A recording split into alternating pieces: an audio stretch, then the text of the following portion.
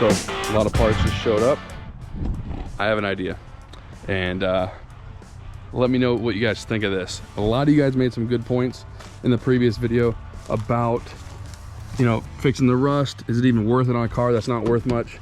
And I agree, but I already paid a lot of money and the parts are already here. So here's the idea, and let's do a like challenge.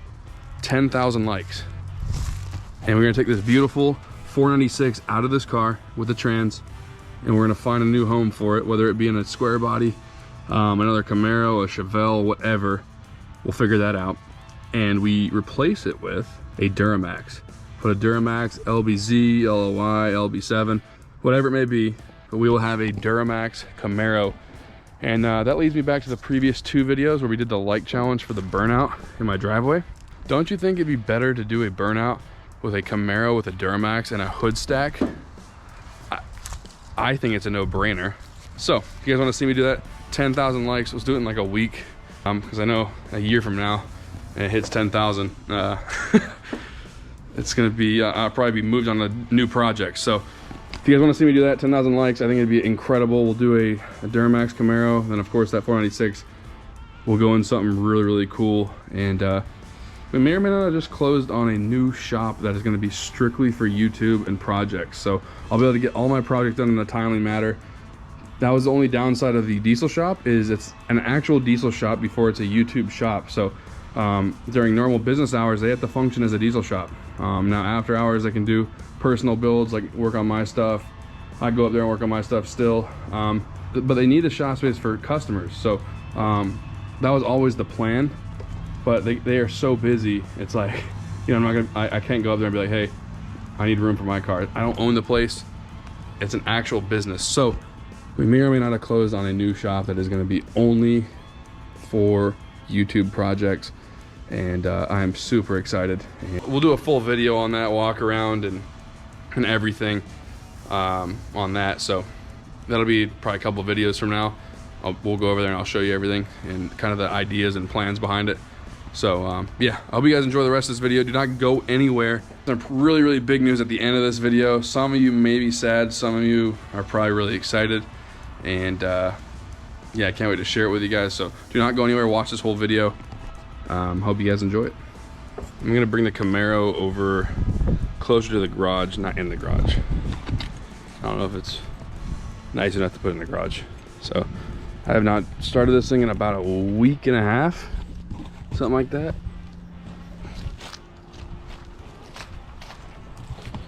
Actually, I gotta move this piece first.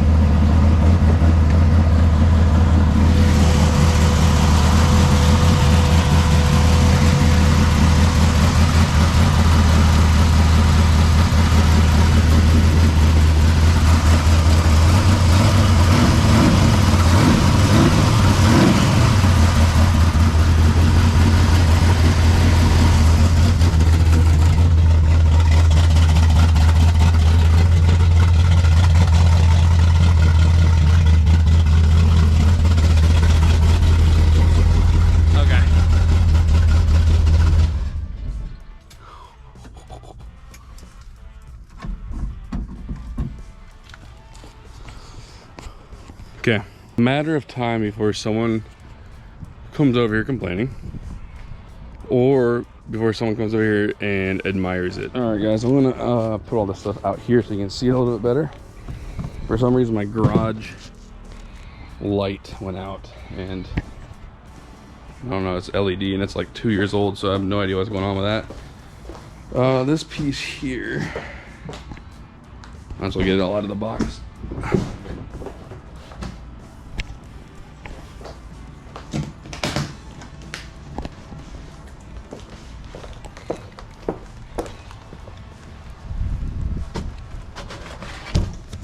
All right, guys, so almost everything has showed up that I can think of. I gotta recheck everything, but we have some miscellaneous little like hardware pieces, some clips for that, some clips for the door panels. This is the dash. I'm actually pretty impressed with how nice this is. Like it's like a hard plastic, and then like this is actually soft. Like I'm pretty happy with how the quality is. Now I don't, you know, I'll give you guys a final review once I put it in the car and see how it actually fits. But it feels nice. Like it feels like it's really nicely made. So I'm not gonna do that in this video. Just wanted to show you guys all the parts we got. Of course, we might be changing directions on this car. Regardless, this stuff has to go in. So this is already open. They decided to pack it with, you know, Christmas wrapping paper. This is actually the passenger side pan right here. So it basically goes the full length of the floor there. It doesn't go all the way to the rear seats though. Can't seem to find a knife. This will work.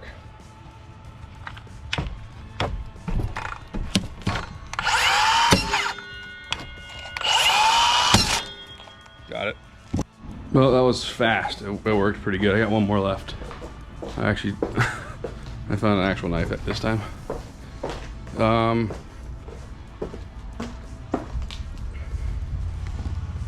Let's see what's easier.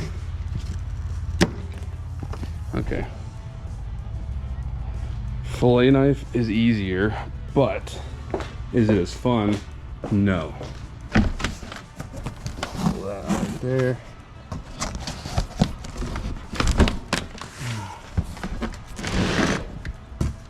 Okay. Well, it's black.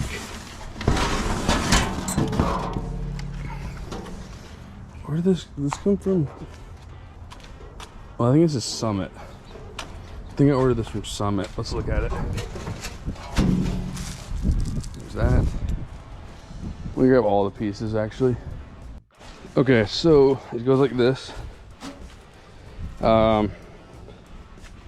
Yes, obviously. I knew that because I could just go off that. This is from Summit, and these are from National Parts Depot, and so is the dash. You guys are probably wondering, why do I have a long section on that side? Why do I have a short on that side? The driver's side is actually in way better shape. There's only a little bit of rust behind the driver's seat. Both sides of the rear seat are pretty rough. So maybe we use the full section. We might just cut out sections that we need, like right along here. We need to use these for sure because the other ones are really rough. They're not holding on much. Ain't gonna hold on for much longer. Although I don't know what I'm gonna do back there. I don't know if I'm gonna put the seats back there again or not. I do need to fix the rust regardless though. So I'm probably just gonna wire wheel it eventually and just coat it and seal it up, especially if we do the Duramax. I do want to make sure it's done right.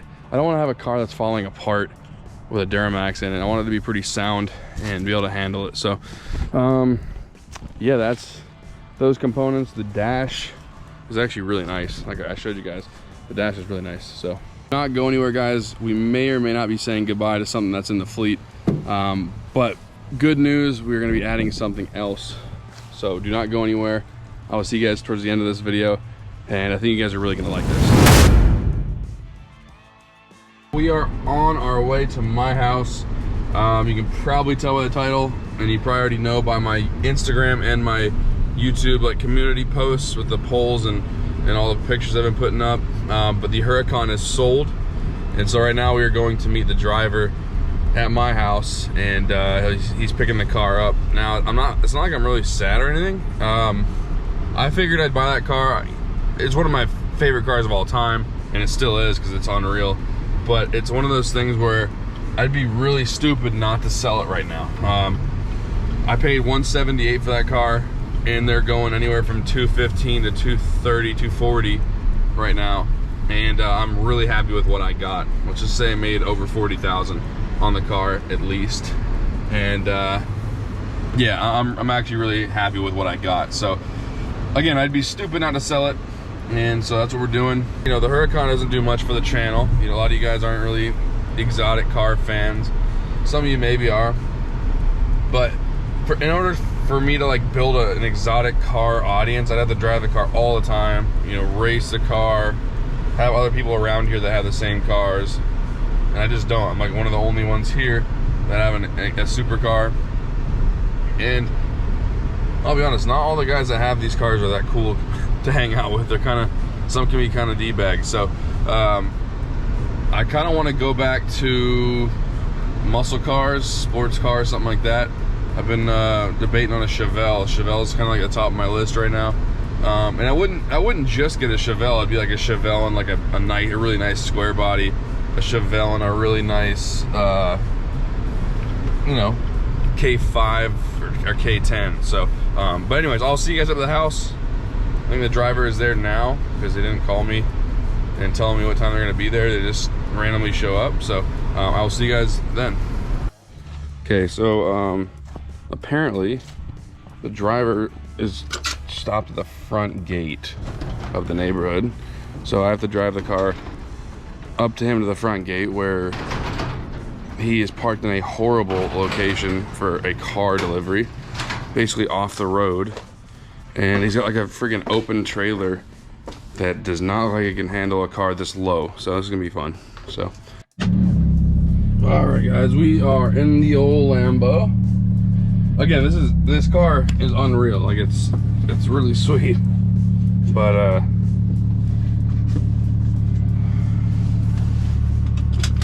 you know, and it's not like it's a collector car, like, so it's not gonna keep going. There's no way it keeps going up in value like 400,000, anything like that. So I think it's kind of peaked out on what it's really worth right now. And so again, I'd be really stupid not to sell it, and that's what I'm doing. So maybe in a couple years I'll get another one, but for now I want to do like I want to do American. You know, I want to do muscle car, square body, stuff like that. This is it. She's gone, boys. Sad day.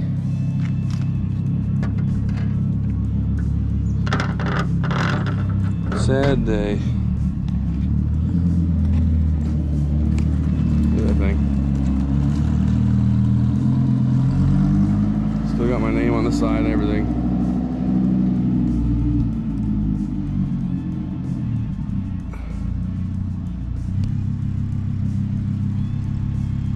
I'm not like super sad, but God, is that a cool looking car.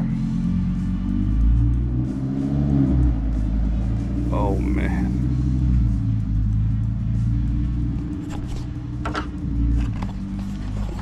Sad day. No more Huracan. She is officially gone. Now, the big question is, what are you gonna replace it with?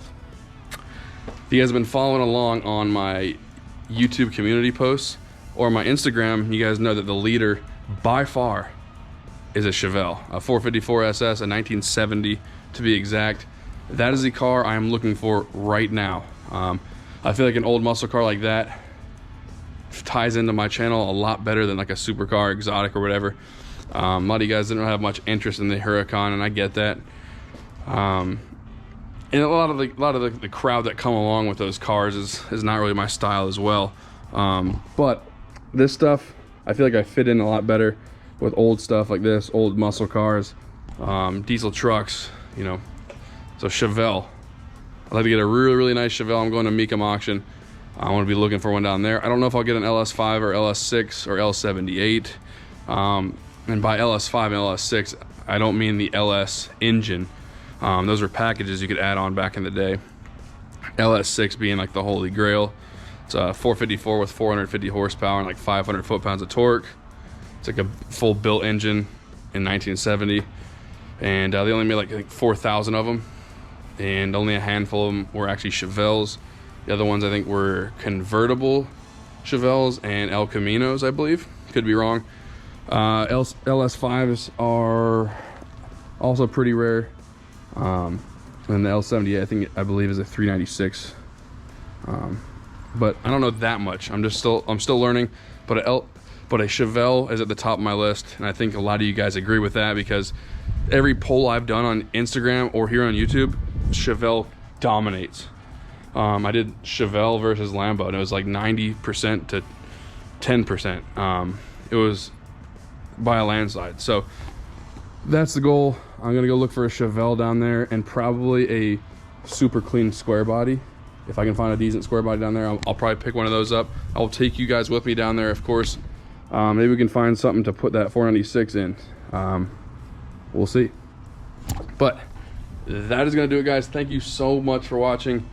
If you guys are excited for the future content with this thing and maybe a Chevelle on the channel, a new square body, give this video a like if you guys want to see me put the Duramax in that thing.